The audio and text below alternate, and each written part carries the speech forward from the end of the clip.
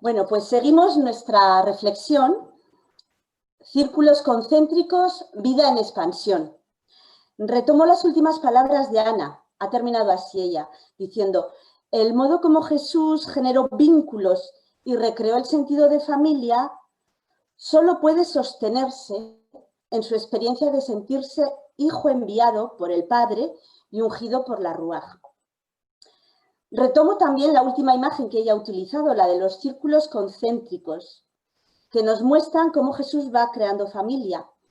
Lo interesante de esta imagen es que un círculo concéntrico comparte siempre el mismo centro, el mismo eje y el mismo origen. Bueno, pues en Jesús ese centro o origen es cierto, por una parte, la intimidad de saberse hijo enviado por el Padre y ungido por la Ruaj, y lo es también el dinamismo de vida que le empujaba a crear relaciones de familia con la gente. Pero no solo con la gente, sino también con la tierra y con los elementos de la naturaleza. Cuando repasaba luego, después de comer, el texto me acordaba de lo que decía Dolly esta mañana.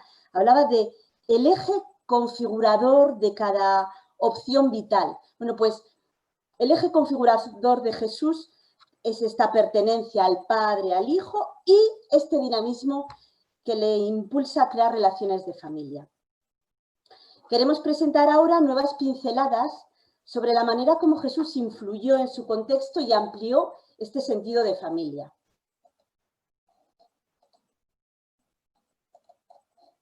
Ay, perdonad, ahora voy y me lío. ¿Me estáis viendo?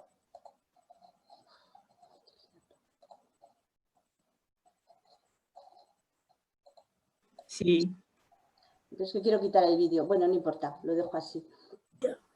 Sí. Te vemos bien.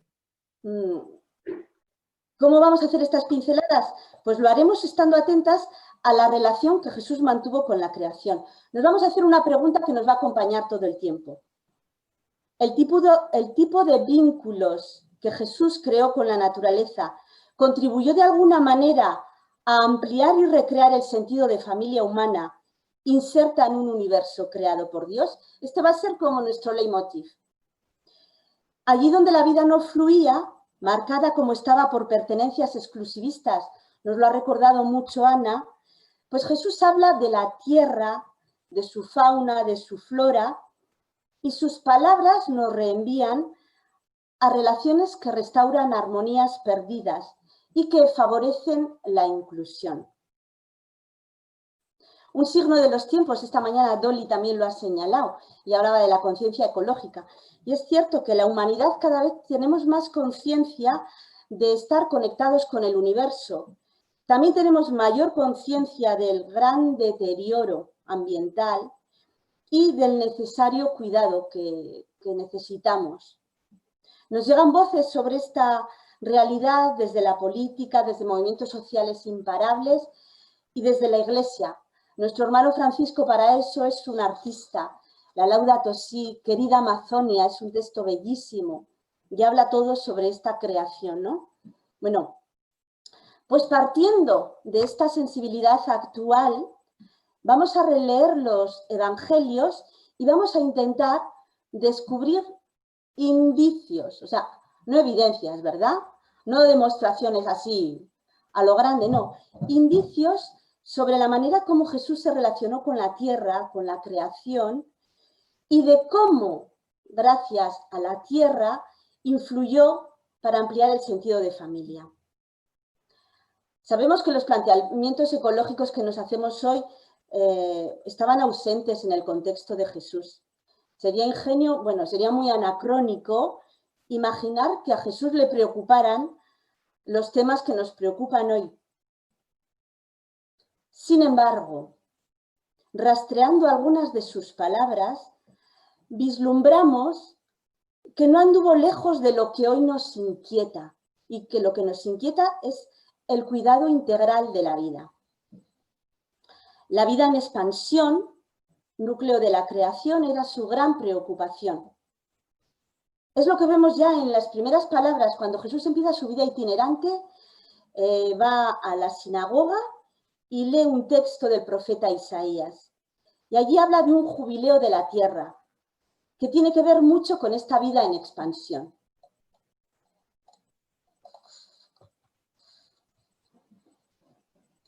El jubileo de la tierra, nueva familia. Jesús, repito, aparece en la sinagoga, relee al profeta Isaías y anuncia lo que ya sabemos, que es bellísimo este texto: a los pobres buenas noticias, libertad a los cautivos, vista a los ciegos y un año de gracia del Señor. Me voy a parar ahí, un año favorable. Y gran parte de la familia humana sufriente quedaría afectada por este anuncio.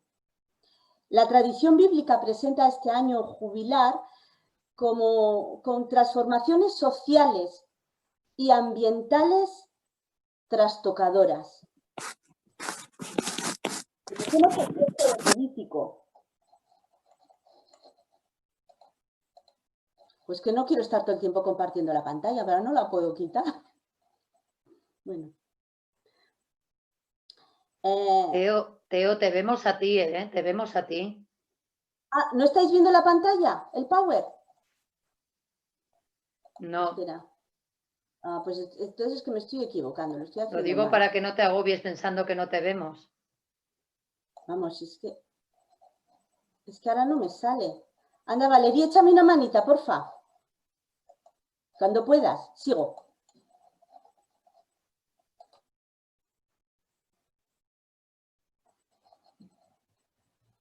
Gracias. El punto 7. Vale, aquí, ya estamos, gracias. La tradición bíblica de la que os hablaba es el texto del Levítico, que es muy conocido, pero aunque sea conocido os lo quiero contar otra vez. El año 50 es para vosotros jubilar. Promulgaréis la liberación en el país para todos sus moradores. No sembraréis, ni segaréis el grano, ni cortaréis las uvas. En este año cada uno recobrará su propiedad. Es un año para el perdón de las deudas, la devolución de las propiedades, la liberación de los esclavos y para dejar la tierra en barbecho. Se trata, en resumen, de una nueva creación. Bueno, pues desde los inicios Jesús se presenta como alguien comprometido con la tierra y con sus habitantes, recreador de nuevos lazos de familia.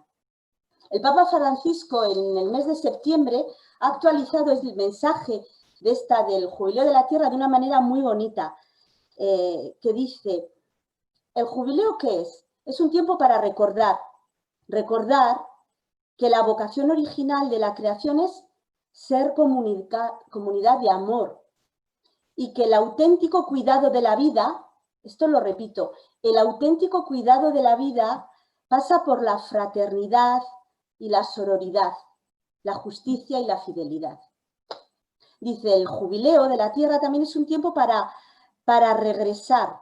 Dice, es una vuelta al Dios creador, pero es impepinable que para volver al Dios creador haya que pasar por la vuelta a los hermanos que viven en situación más vulnerable. Por eso, dice, los ciegos verán, los esclavos recuperarán la libertad, los que no se quedaron sin tierra volverán a tener tierra. Regresar a Dios es regresar a la humanidad más vulnerada. Dice, también es un tiempo para descansar y habla sobre todo del descanso de la tierra. Y aquí nuestros compañeros que hablan mucho del decrecimiento estarán en completa conexión. Es una manera de decir, no hay que crecer y desarrollarnos infinitamente porque la tierra tiene sus finitos, ¿no? La tierra necesita un merecido descanso. Y es un tiempo para reparar, para sanar todas las relaciones humanas que se han perjudicado. Relaciones humanas y relaciones de vida, ¿no? Para reparar la tierra de todos los excesos a la que está cometida. Y por fin, Francisco dice, el jubileo de la tierra es un tiempo para alegrarse. Bueno, ¿qué relación tiene esto con nuestro tema de familia? Pues nos parece que Jesús asume para sí esta misión de liberación y rescate y a través de ella podemos deducir que el primer sentido de la familia consiste en volver a la tierra, como a esa casa común, donde cada persona tiene derecho a vivir con lo necesario, sin usurpaciones ni yugos, con libertad y con capacidad de disfrute. Y vuelvo a decir lo del disfrute, porque la vida que llevan las gentes que están desposeídas de la tierra y de otros elementos no son de disfrute precisamente. Bueno, paso un pasito más. Una tierra explotada y desposeída, la familia en ruinas. Jesús nace en un pueblo de tradición vinculada a la tierra. Es el bien más precioso. Tierra que emana leche y miel, tierra que da identidad, tierra promesa, sueño, utopía. Pero también es tierra de carencia y de explotación. Tierra de desigualdad y de exclusión donde la vida no fluye. Ana ha repetido constantemente esta palabra, fluye, no fluye. Bueno, pues en esta tierra la vida no fluye. En los evangelios aparecen muchos elementos del entorno natural de Jesús, fauna, flora, cielos, tierra, fuego, etc. Nos vamos a acercar solamente a dos parábolas en las que el elemento tierra es fundamental, haciendo una relectura, a veces un poco crítica, que rescate indicios sobre esa manera como Jesús creó lazos inclusivos de familia en un contexto donde las dinámicas de poder económico, político y religioso iban dejando al margen a gran parte de la población. Ana nos ha repetido el 15% varias veces. Eso, las dinámicas de poder que hacen dejar fuera del centro a mucha gente. Y es que las dinámicas de poder crean centros y periferias excluyentes. Bueno, pues Jesús opta por incluir dentro de la familia a quienes iban quedando fuera. Opta, y aquí tomo unas palabras de nuestra compañera Lola Rieta y de su equipo RUAG, que en los círculos de Marisa Moresco tuvieron una ponencia muy bonita y os aconsejo que compréis el libro porque es interesante, y a la publicidad. Bueno, pues ella dice, habla de subvertir las dinámicas de exclusión. Y yo cojo esa expresión y digo, Jesús opta por crear espacios donde es posible subvertir las dinámicas de exclusión y crear así condiciones de vida digna, vida con mayúscula y vida con minúscula. ¿Qué es eso? Subvertir las dinámicas nos lleva, cito, a adentrarnos en la profundidad de los turbulentos mares de la exclusión y del sufrimiento humano. Abrir los ojos a la continua negación y al atropello de la dignidad. La precariedad de la vida, la ausencia de sentido, el abandono, la soledad y el vacío de tantos corazones. Y hacer posible que esto se ponga del derecho. Y ahí tomamos también una expresión de otro teólogo, Albert Nolan, que dice, ¿qué hizo Jesús? No vino a poner el mundo patas arriba. No, es que lo vino a poner del derecho, lo vino a poner patas como tiene que ser, del derecho. El mundo al derecho como familia de Dios naciente. Y nos podemos preguntar, ¿en qué sentido Jesús, hablando de la tierra, provoca la subversión de dinámicas de exclusión? Y es lo que vamos a ver ahora en estas dos parábolas. Oye, no sé, es que me gustaría no tener la pantalla, vale, porfa. Cuando yo te diga compartes y cuando yo la quitas. Vale, pues ahora fijamos. Vale.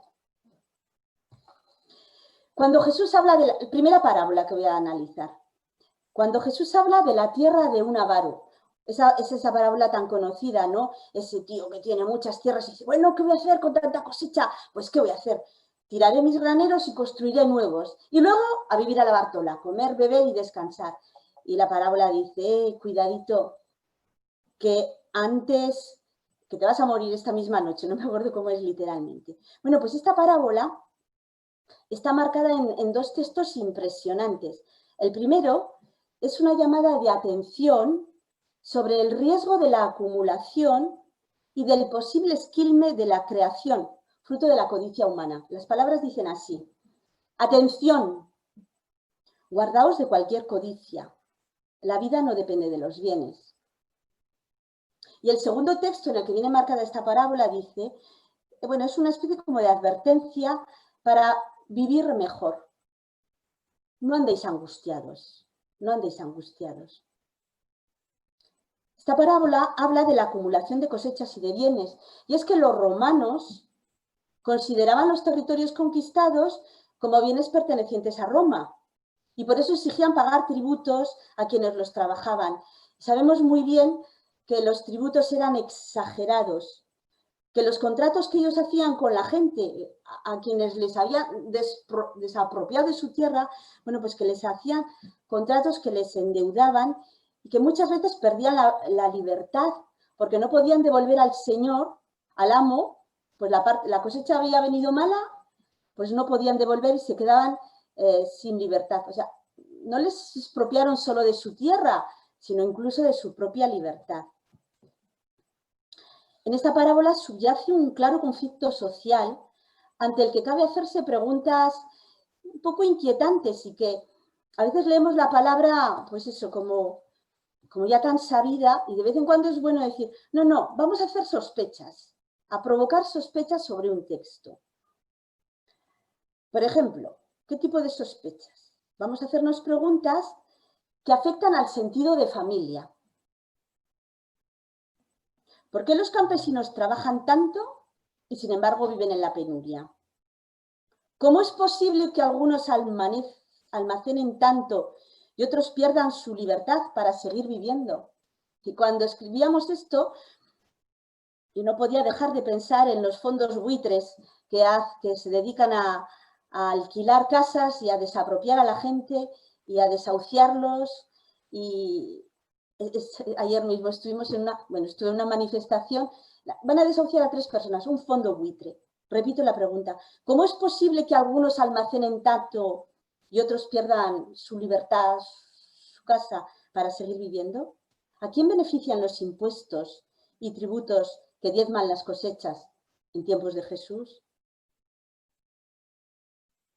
Conocemos las parábolas de Jesús que hablan de grandes terratenientes que arriendan sus campos a cambio de una parte de sus frutos, que se van a la ciudad.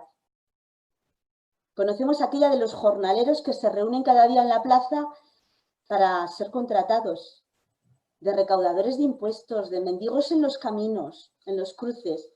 Jesús en todas ellas, en todas estas parábolas, introduce una dinámica de subversión del orden establecido, para demostrar que toda la familia humana tiene derecho a disfrutar de la tierra. Es esta una de las parábolas más expresivas y emblemáticas sobre la acumulación de las riquezas y sobre la insensatez de concebir la vida en clave de acopio insolidarios de los bienes de la tierra. ¿Qué es lo que más destruye los vínculos de familia? Es cierto que los destruyen el desamor, las deslealtades, las envidias, sí, pero lo que más rompe la familia, el vínculo de familia humana, es este acopio de los bienes. Si Dios cuida de todo lo creado, los afanes por excluir del beneficio de la tierra parte de la familia humana no tienen cabida. Esa es una relectura que podemos hacer de estas palabras de Jesús. ¿Vale, porfa? No, todavía no. Otra parábola. Cuando Jesús habla de una tierra y de talentos. Esta parábola muchas veces se ha interpretado como una especie como de manual del emprendimiento, de la responsabilidad que tenemos ante los dones y talentos que Dios nos confió. Y es una lectura súper válida y súper buena. También como un elogio a veces a negociantes y afanosos. Pero también podemos hacer otra lectura y nos hemos inspirado para ella en unos teólogos de América Latina, en la otra parábola también. Hacen una lectura un poco tal vez provocadora y que resulte hasta extraña, pero nos parece legítima hacerla.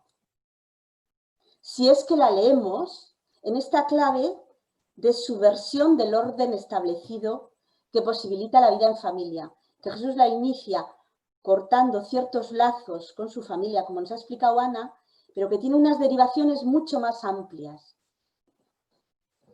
En esta parábola queda en evidencia el poder de los señores en tiempos de Jesús.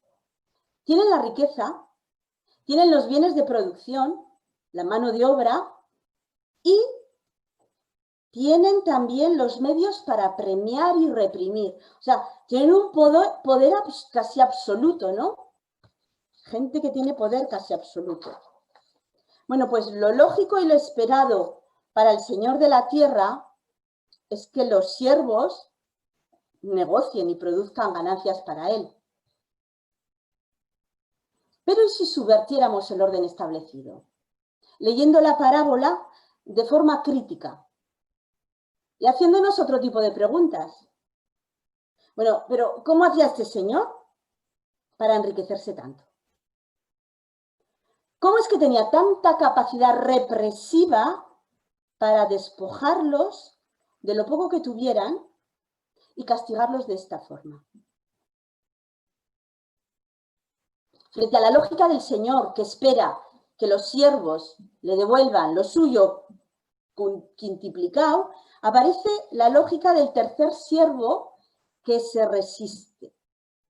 Le dice así, dice el texto: el que ha recibido un solo talento fue, hizo un hoyo en la tierra y escondió el dinero de su señor. Y le dice, mirad estas palabras que nos hemos acostumbrado a oírlas, pero escuchadlas como si fuera la primera vez.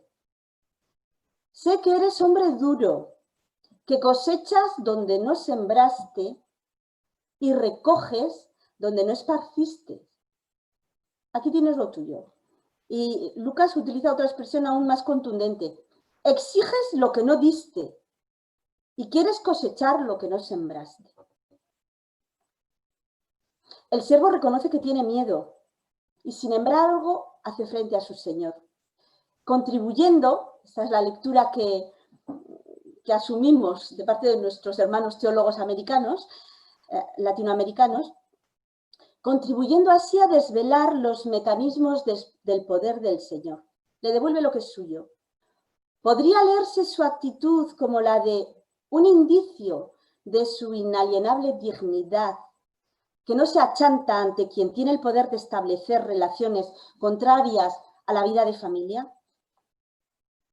Aunque la actitud del tercer siervo siempre ha sido asumida como la del holgazán y el perezoso, pues esta tarde nos gusta imaginar que puede ser leído como la actitud de alguien que decide no contribuir a la explotación. Así queremos leer esta palabra, imaginando que en las palabras de Jesús hay indicios, o podría haber. Bueno, yo sé que los teólogos de cepa dirían que esto es una lectura tendenciosa y patatí, pero no, yo creo que de vez en cuando hay que permitirse estas licencias. Bueno, en los evangelios de la tierra de Jesús y sus elementos presentan además también otros matices como estos que vamos a ver a continuación. Vale, el punto 9.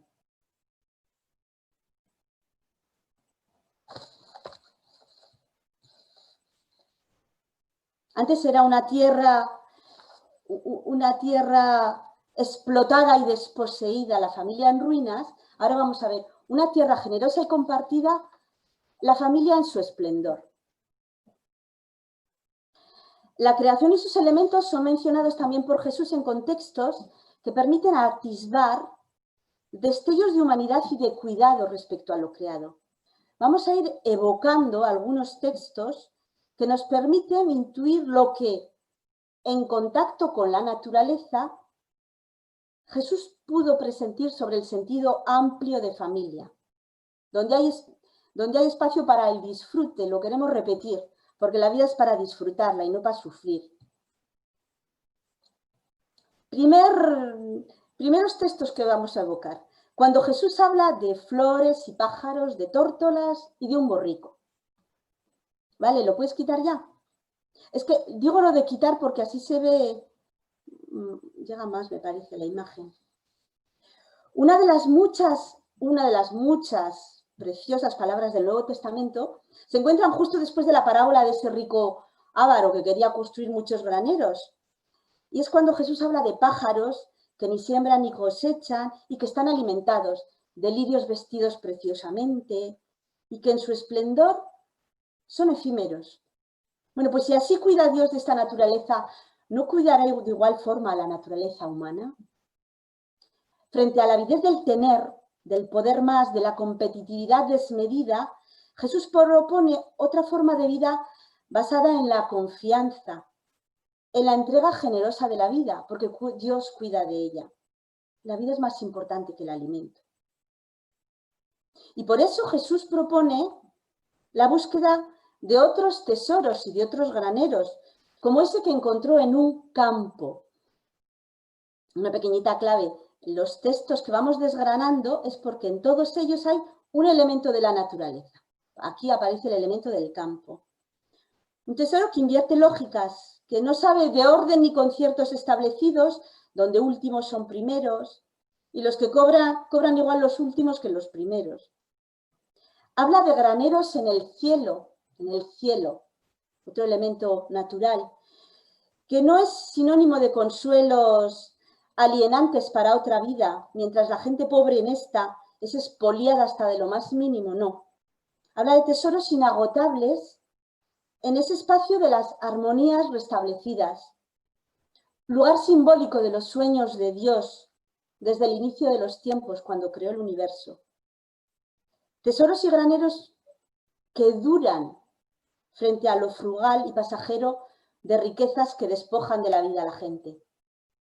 Y es que Jesús sabe de tesoros de pobres, desde muy chico, como ese tesoro de la tórtola o de los pichones, que ofrecieron sus padres a Dios en el templo, porque, así nos lo dice el Levítico, los que podían más ofrecían corderos. Si no le alcanza para un cordero, presentará 2 tórtolas o 2 pichones.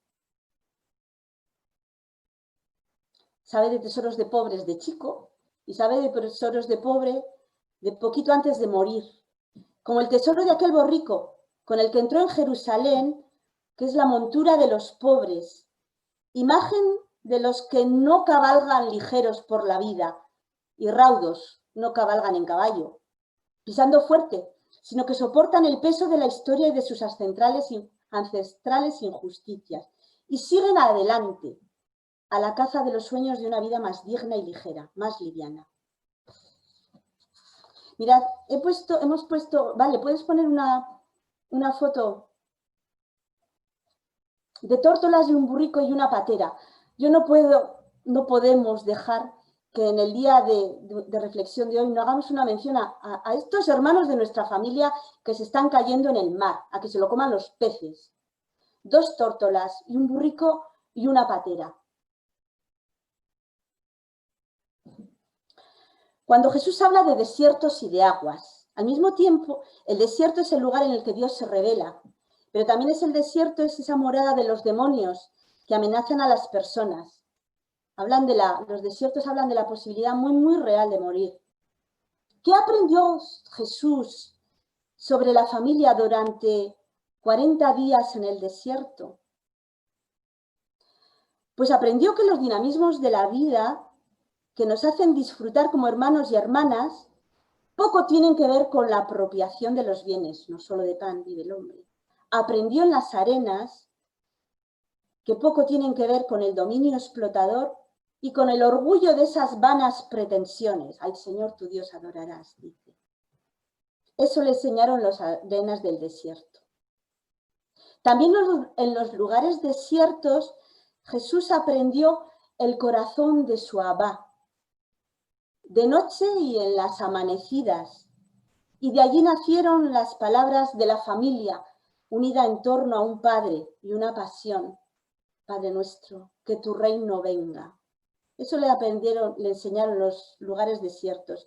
Esos mismos despoblados le vinieron en lugar de la abundancia de la mesa compartida, sentados en la mesa, unos peces, pan de trigo. Comieron todos hasta saciarse. ¿Y con las aguas? ¿Qué aprendió Jesús con las aguas sobre vida de familia?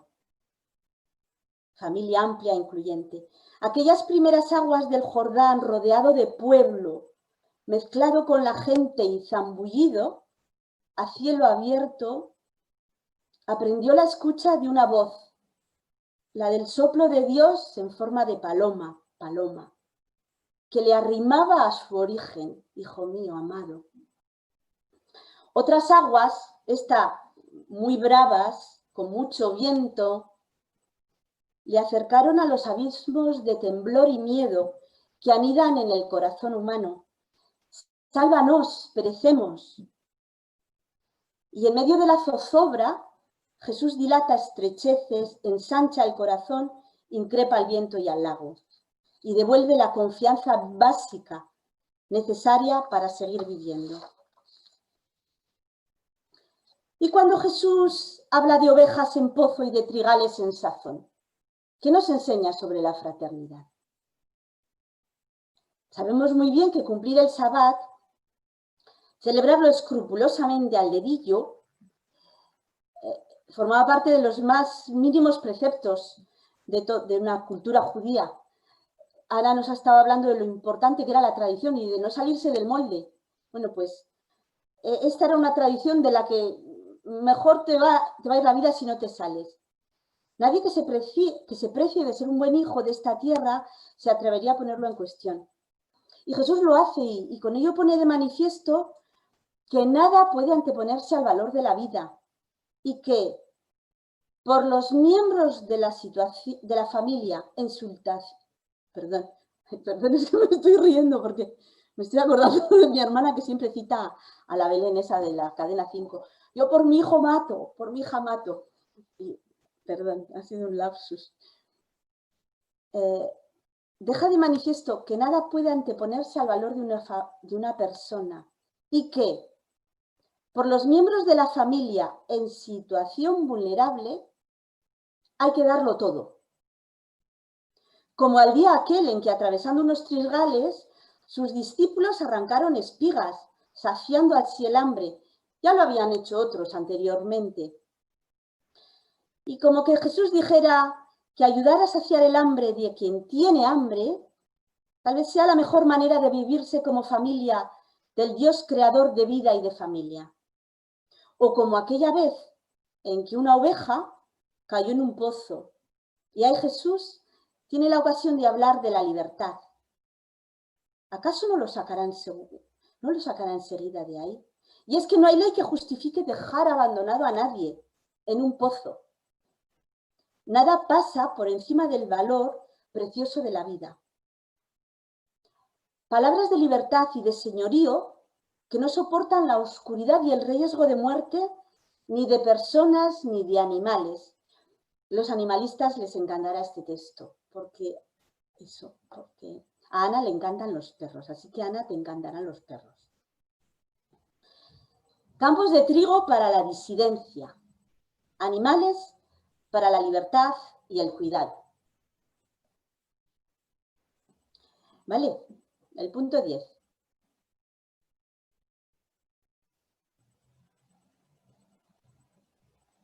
Un Señor, un Abba, Señor de cielo y tierra, una sola familia.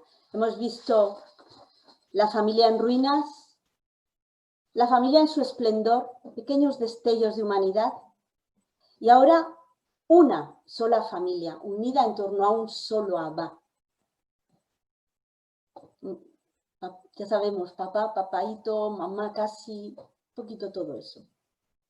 Señor de cielo y tierra, dos elementos de la naturaleza, es otra manera de designar el universo y de reconocer el señorío de Dios que crea y acompaña a su creación, cuidándola y posibilitándola que se den en ella vínculos de familia. Los elementos naturales del cielo y de la tierra sirven para proponer relaciones igualitarias que ponen a cada cual en su lugar. Pues uno solo es el Padre, el del cielo, y en la tierra a nadie hay que llamar Padre. Algo también bien chocante.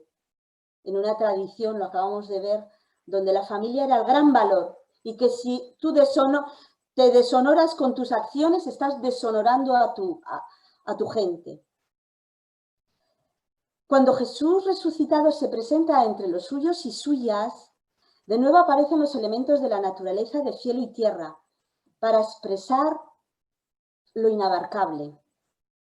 Esa presencia sin fin de Dios cerca de sus criaturas. Se me ha concedido pleno poder en el cielo y en la tierra. Con vosotros hasta el fin del mundo. No hay más Dios que Dios. Solo es el propietario de todo lo creado y todas sus criaturas son igualmente herederas de la tierra y de sus bienes.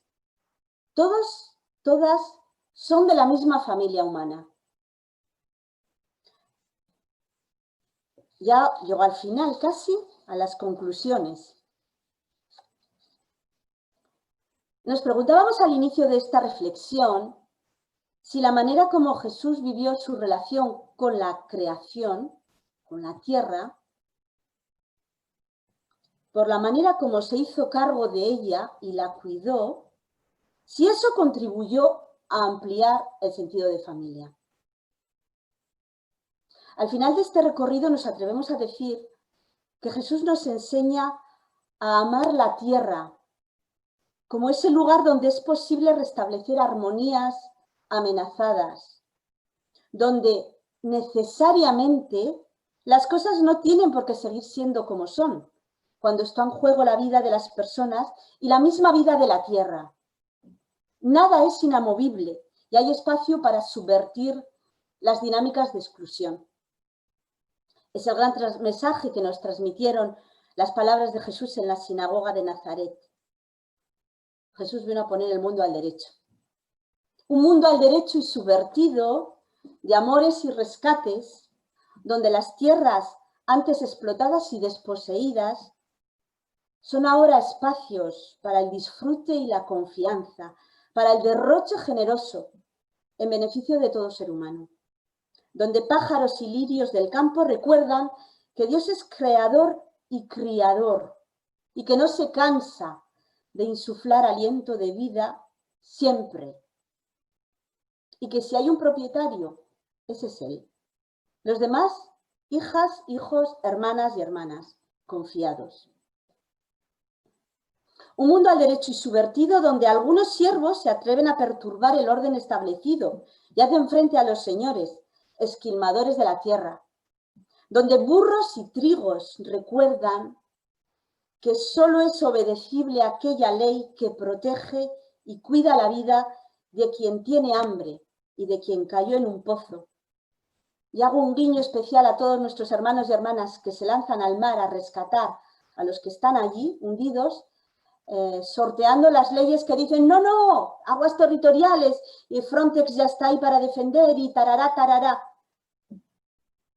Burros y trigos que nos recuerdan que solo es obedecible aquella ley que protege y cuida la vida.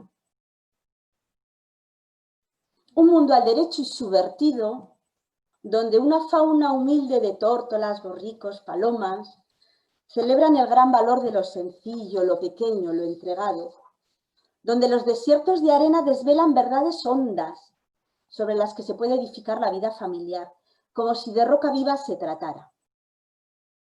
Un mundo al derecho y subvertido, donde la palabra la tendrá la vida en abundancia y resucitada, que empieza con el consuelo en un camino, palabras de aliento y de paz en una casa, que sigue con una abundante pesca de amanecida y que continúa con el regalo de la plena autoridad en cielo y tierra, del Padre, del Hijo y de la Ruaj.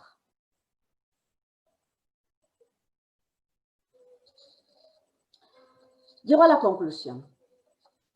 Llegamos al final de este recorrido en el que Ana y yo hemos ido presentando una pequeña panorámica de cómo Jesús generó vínculos de familia allí por donde pasó.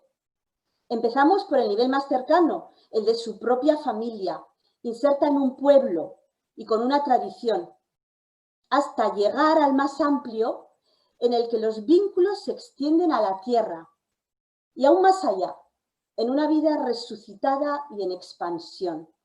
Círculos concéntricos en expansión, decíamos. Como la familia Vedruna amplia, como familia Vedruna amplia y codo con otras familias religiosas, con laicos, con compañeros y compañeras que igual no son creyentes, pero que están compartiendo una misión con nosotras. Bueno, pues con todos ellos estamos invitados a una vida así resucitada y en expansión. Todos los brazos son necesarios en este empeño por una vida inclusiva. Lo queremos decir con las palabras de Francisco. Vale, pon la otra diapo. Lo vamos a leer cada una en silencio.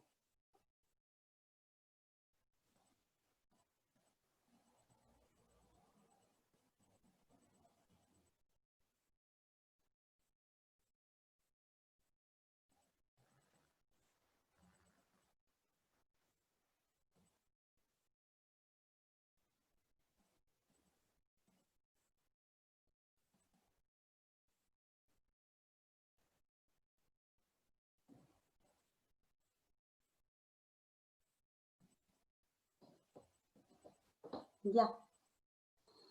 Estoy segura de que a Sisita le encantan estas palabras, porque yo recuerdo muy bien cómo siempre cuando venía ahí a hacernos la visita a África, siempre nos hablaba de sueños, soñar, soñar. Nos invitaba muchísimo a soñar. Es algo que yo identifico con Sisita siempre.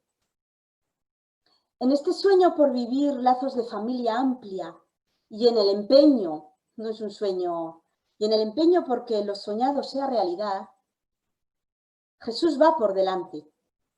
Si sabemos mirar, si sabemos escuchar, nos daremos cuenta de que no hay rincón de la sociedad que no haya quedado alterado por su manera tan particular de sentirse familia con la especie humana y con el universo. Gracias a Jesús, la vida fluye más y mejor. Tenemos también otras preguntas que os vamos a hacer cuando en las comunidades o en los grupos retomemos este tema, preguntas como para ir aterrizando, ¿no? Sobre qué nos ha cuestionado esto, cómo vamos ampliando círculos para que las ondas de la fraternidad se expandan, qué nos gustaría que la gente dijera de nuestra familia Vedruna, en este sentido de familia. Bueno, iremos con ellas. Me quedo con la última frase. Gracias a Jesús, la vida fluye más y mejor. Hasta aquí.